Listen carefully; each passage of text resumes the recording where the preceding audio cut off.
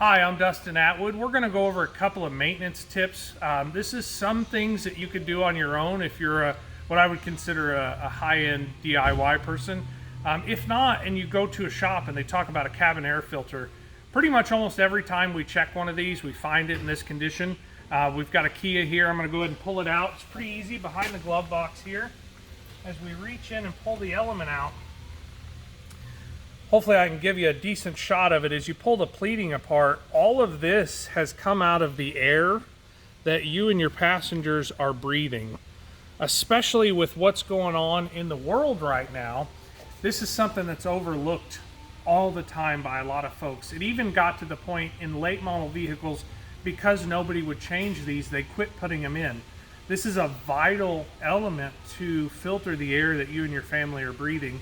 And a lot of times they're not checked and they get even essentially worse than what we've got right here. So typically it's behind the glove box.